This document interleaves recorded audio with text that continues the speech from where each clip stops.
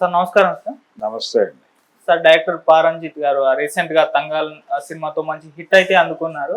అయితే అతను ఒక ఇంటర్వ్యూలో చెప్తున్నారు, తనని అంటరాని వాడిగా చూసేవారు, తన చిన్నతనంలో సహపంక్తిలో కూర్చొనిచ్చేవారు కాదు, లేపేసేవారు మధ్యలోనే. ఆయన ఎక్కడికి షాప్లోకి వెళ్ళి డబ్బులు ఇచ్చినా తీసి మొహం మీద కొట్టేసేవారు, ఇటువంటివన్నీ కూడా చెప్తున్నారు. సో ఆయన చిన్నతనంలో ఫేస్ చేసిన ఇటువంటి సంఘటనలు ఆయన సినిమా ధోరణి కూడా ఉంటుంది అన్నట్టుగా మాట్లాడుతున్నారు. సార్ ఏం చెప్తారు ఆయన స్టోరీ గురించి మీరు? అంటే ఆయన స్టోరీ గురించి మనం చెప్పేది ఏముందంటే ఆయన అనుభవాలు ఆయన చెప్పుకున్నాడు. ఆయన అనుభవం ఏముంది, ఈ దేశంలో దళితుల జీవితాల్లో ఉన్నటువంటి అనుభవాలే చెప్పాడు ఆయన. అంటే సహపంక్తి భోజనాల్లో ఎలా కూర్చోబెడతారు, ఎవరికి వాళ్ళకి విడివిడిగా వేస్తారుగా. పల్లెటూరులో పెళ్లిళ్లలో కుల ప్రాతిపదికన బంతులు ఉంటాయి.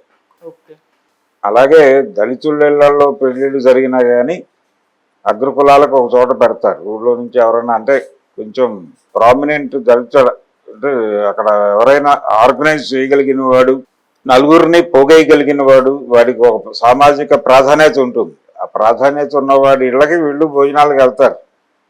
అగ్రకులాల వాళ్ళు కూడా వాళ్ళు వస్తారని వీళ్ళకి ముందే తెలుసు కాబట్టి ఒక స్పెషల్ ఏర్పాటు చేస్తారు. వాళ్ళు మామూలుగా వాళ్ళ ధోరణిలో వాళ్ళు దిక్కుమాలిన పద్ధతుల్లో నడుపుకుంటారు, కానీ వీళ్ళకి మాత్రం ఒక స్పెషల్ ఏర్పాటు ఉంటుంది. అలా ఇది జరుగుతున్నది, ఇప్పటికీ జరుగుతోంది. ఎప్పుడో కాదు, ఇప్పటికీ స్టిల్ గ్రామాల్లో జరుగుతోంది, ఇక్కడ కూడా జరుగుతోంది. కుల ప్రాతిపదికనే ఉంటుంది ఏదైనా.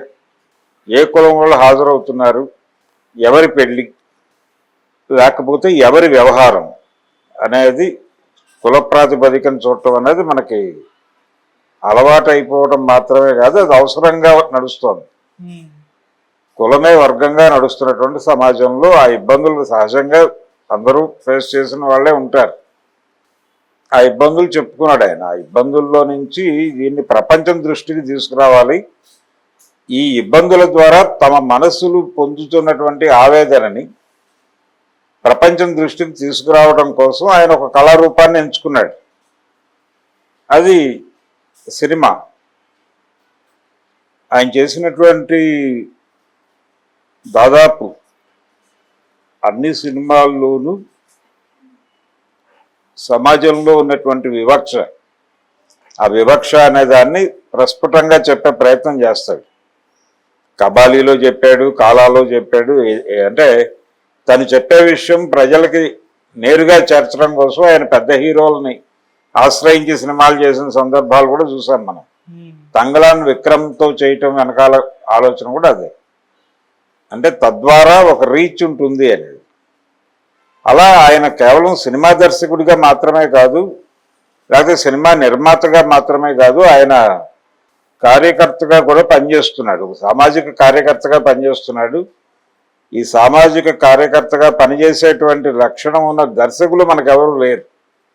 ఇతర ప్రాంతాల్లో ఉన్నారు, ఇతర భాషల్లో ఉన్నారు, కానీ తెలుగులో కనిపించరు మనకి. పారంజిత్ తమిళ్లో ఉన్నాడు, వెట్రిమారన్ ఉన్నాడు అక్కడ. అంటే దళిత జీవితాలని తెర మీద చెప్పడం అనేది తమిళ సినిమా చాలా కాలంగా చేస్తోంది, ఇప్పుడు కొత్తగా కాదు. మన దగ్గర ఆ పరిస్థితి లేదు. మన దర్శకులు వర్గస్పృహ అనే పేరుతో ఇక్కడ కుల ప్రభావాన్ని తగ్గిస్తారు, కులపరమైన అణిచివేతను తగ్గిస్తారు. అసలు కులం గురించి మాట్లాడటమే తప్పు అనేటువంటి ధోరణిలో నడుస్తుంది ఇక్కడ.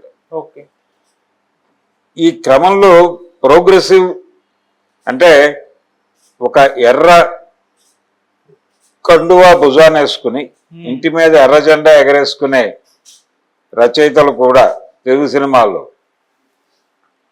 యాంటీ రిజర్వేషన్ సన్నివేశాన్ని చాలా అలవోకగా తమ సినిమాలో జొప్పించినటువంటి సందర్భం మనకు తెలుసు. ఈ చదువులు మాకొద్దునో సినిమా ఉంది.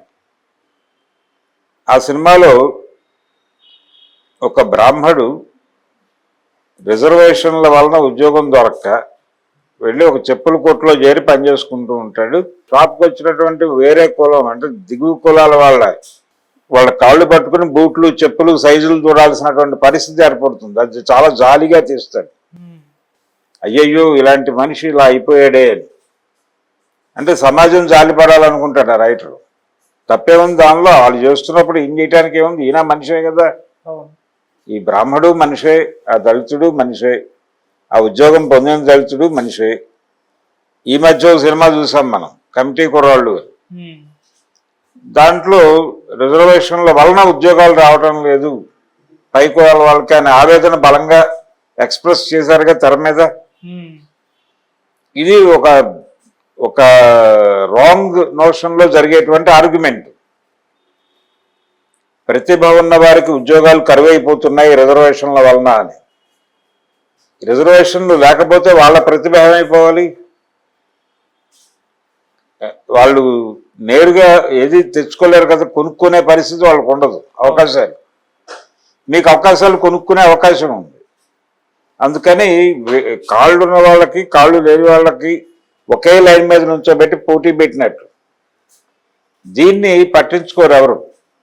అందుకని ఖచ్చితంగా ఈ వివక్షను ప్రశ్నించేటువంటి గళాలు ప్రతి చోట ఉండాలి.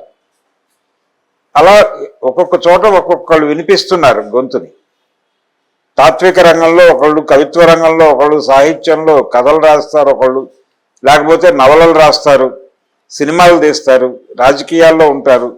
ఇవన్నీ ఉద్యమం తాలూకా రకరకాల ముఖాలే. అట్లా పారంజిత్ సినిమా దర్శకుడిగా మాత్రమే కాదు, సామాజిక కార్యకర్తగా, సామాజిక అధ్యయనశీలిగా, సమాజంలో అట్టడుగు పొరల్లో జరుగుతున్నటువంటి మ్యానిపులేషన్స్ ఏమిటి, జరుగుతూ వచ్చినటువంటి క్రమం ఏమిటి అనేది అర్థం చేసుకోవటానికి నిరంతరం స్టడీ చేస్తాడు. ఆ నిరంతరం స్టడీ చేసిన దాన్ని తెర మీద చెప్పే ప్రయత్నం చేస్తాడు జనాలకి. అది ఒక్కొక్కసారి కనెక్ట్ అవుతుంది, ఒక్కొక్కసారి కనెక్ట్ కాదు, అది వేరే గొడవ. జనాలకి కనెక్ట్ అవడం కోసం సినిమాలు తీరు ఇలాంటి వాళ్ళు. ఇలా తమ సిద్ధాంతాలని, తమ రాజకీయ అభిప్రాయాలని, సమాజం పట్ల తమకున్న అవగాహనని సినిమాల్లో చెప్పుకోవటం అనేది చాలా మంది దర్శకులు చేస్తారు. ఈవెన్ ఎన్టీ రామారావు గారు కూడా చేశాడు. ఆయన డైరెక్షన్ చేసిన సినిమాల్లో ఆయన కూడా సమాజం పట్ల తనకున్నటువంటి అవగాహనని చెప్పే ప్రయత్నం చేశాడు. ఇలా ప్రతి ఒక్క డైరెక్టరు చేస్తాడు. తన సినిమాలు ఇలా ఉండటానికి కారణం ఏమిటి అంటే తన జీవితం అలా ఉందని చెప్పాడు. నా జీవితం నుంచి నాకు ప్రపంచం ఇలా అర్థమైందనే సినిమా చేస్తున్నాను. అర్థం కాని దాన్ని ఎలా తీస్తాను? ప్రతి విషయంలోనూ ఆయన దాన్ని వెతుకుతాడు, ఇక్కడ ఏదైనా వివక్ష ఉందా అని. అది ట్రేస్ అయిపోతే దాన్ని వదిలిపెట్టాడు, దాని మీద మాట్లాడతాడు. అది నేరుగా మీడియాతో మాట్లాడతాడా, గొడవ చేస్తాడా, రోడ్డు మీదకి వెళ్ళి ధర్నాలు చేస్తాడా అనేది కాదు. ఇంకొక ఆర్గనైజేషన్తో లేకపోతే ఇంకా దేంతోనన్నా ముడిపడి ఆ విషయాన్ని ప్రపంచానికి ఏదో రకంగా చెప్పాలనుకుంటాడు అతను. ఆ చెప్పాలనుకున్న ఫలితమే అతను తీసిన సినిమాలన్నీ. అది రజనీకాంత్తో చేసినటువంటి కాలా కబాలి ఏదైనా కావచ్చు కాక ఆయన చెప్పే టోన్లో మార్పు ఉండదు. ఆ టోన్ ప్రాపర్గానే ఉంటుంది. ఆ టోన్ ప్రాపర్గా ఉండటం అనేది ఈయనలో కనిపిస్తుంది, వెట్రిమారంలో కూడా కనిపిస్తుంది. వీళ్ళు ఒక పర్పస్గా చూస్తారు సినిమాని.